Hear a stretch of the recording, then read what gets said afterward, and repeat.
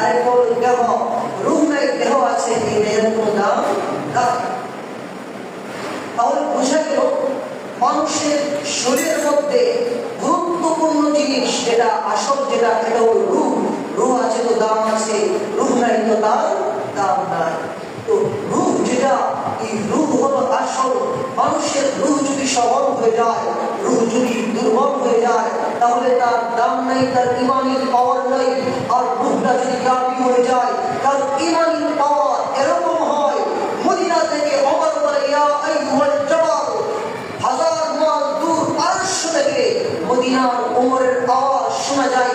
কাফেররা যখন আসলো তো বলল, কি ব্যাপার, কি ব্যাপার ওমর, তুমি তো যে শব্দ মদিনা থেকে বলেছিলা, আমরা ওই রূহ এবং পারস্যের মধ্যে যখন কাফেরদের সাথে যুদ্ধ করতেছিলাম, ওই যুদ্ধরত অবস্থায় ওমরের কথা হুবহু আমরা এই যে সামনে বসে ফেস টু ফেস আপনাদেরকে কথা বলছি।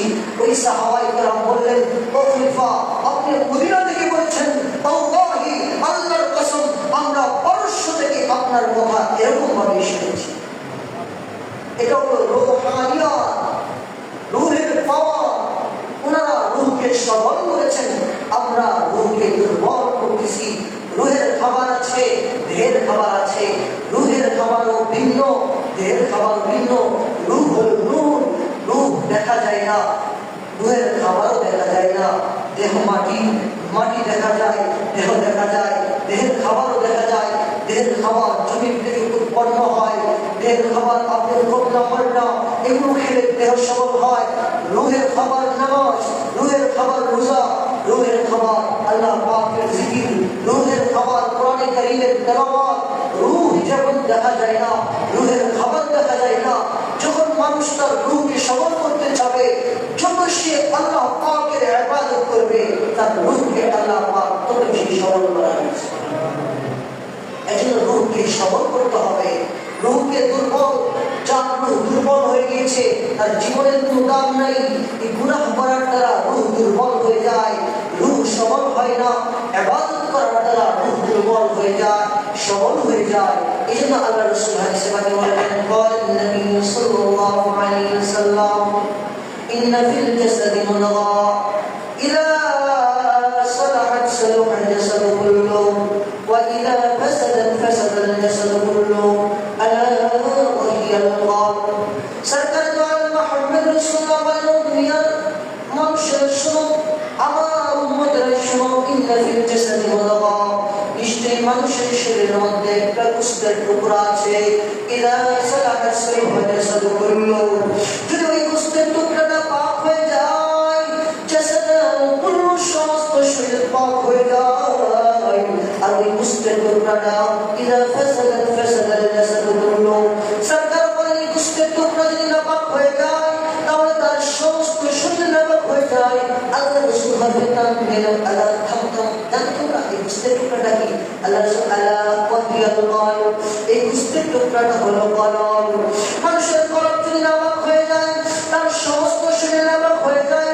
মানুষের কলব যদি নাপাক হয়ে যায়, তার সমস্ত দেহ নাপাক হয়ে যায়। যদি ওই দেহ নাপাক এসে আসলে মানুষ না, সে লাশ, মাটির মানুষ, তার কোনো দাম নাই। কিন্তু রূহ যদি সবল হয়ে যায়, আল্লাহ রাসূল বলেন তার দাম এরকম এরকম, আল্লাহ পাকের আরশে আজিমের মধ্যে তার আলোচনা চলে। এজন্য রূহকে সবল করার, মেহনত করা। গুনাহ যখন করে মানুষের রূহ দুর্বল হয়ে যায়। গুনাহ এরকম জিনিস, আমরা ইবাদত করি কিন্তু ইবাদত নষ্ট হয়ে যায়। বিভিন্ন ইবাদত করি, ইবাদত নষ্ট হয়ে যায়। নামাজ পড়ি, নামাজ নষ্ট হয়ে যায়। রোজা রাখি, রোজা নষ্ট হয়ে যায়। জিকির করি, জিকির নষ্ট হয়ে যায়। বলতে পারেন হুজুর কিভাবে?